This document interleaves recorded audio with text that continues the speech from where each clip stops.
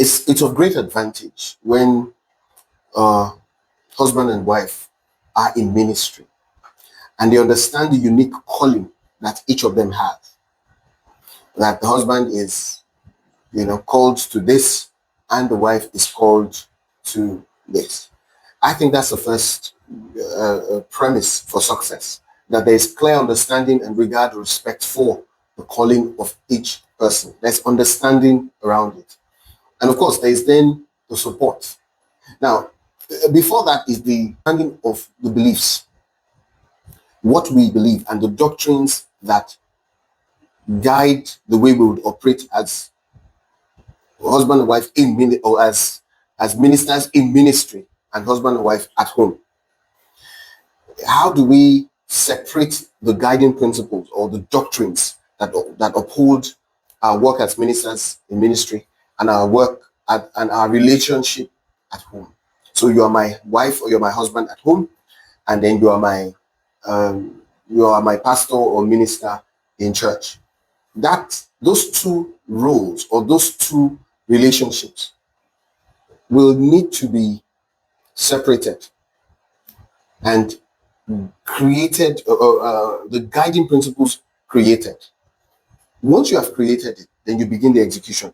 There will be some overlays and overlaps, but both of you will need to always come together to walk around protecting the marriage so that the ministry can continue. Remember that the quality of relationship you have at home directly impacts the quality of your ministry. And so you must protect that marriage relationship so that the quality of ministry can continue. If you have significant disagreements or contempt at home, it's going to reveal itself in your expression in ministry. If your relationship is such that you are not able to work together successfully, and don't force it, because if you force it, it will show, and it will polarize the work of in your ministry. To significantly polarize it in a way that some will be for Paul, the others will be for Apollos, and you don't want that kind of challenge. You also want to clearly state roles. If husband and wife are in ministry, what are your roles? What are my roles? Where do we meet? What are the authority lines? And what are the support lines? Sometimes you'll find most times that it's the husband that is maybe the pastor and the wife is providing support. And she may have the sense of, I'm not called into ministry, but I just support you. I'm going to do my own thing. And my own thing is this.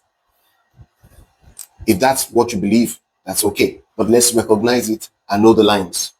Should I be in front with you or should I be behind? You have to agree. Should my pictures be with you every time you do a billboard or an ad? You have to agree. I don't like my face on the billboard. You are the one that was called. Put your face there. I'm not going to be on the face with you. Those you don't have those things written in the Bible to say your face must be in the picture with your, and all that. You must agree. You must go back home to agree, or go to the office to agree, whichever. The point here is, make sure the relationship lines are clear. That's the first thing.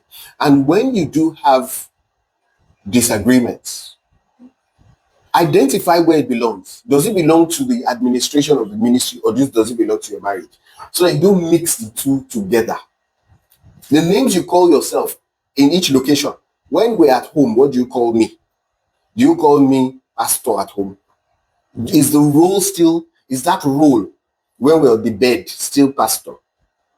Am I still supposed to be that solemn when we are supposed to be in husband and wife duty? Or what do you call me? It looks funny and it looks mundane, but it's very big. Because the names we call people influences our behavior.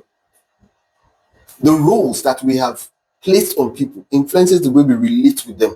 Once I introduce somebody to you and say, oh, this is a surgeon, or this is a doctor, there is a way. It says, oh, this is a policeman in plain clothes. It says, oh, okay. There's something. Oh, this is a bishop. Oh, wow.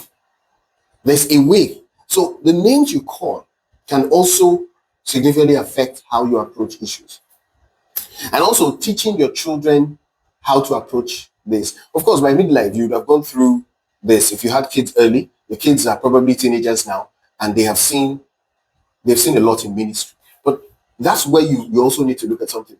Kids are your first combat. Your children are your first combat because they can see you in both worlds. They can see you at home and they can see you in church.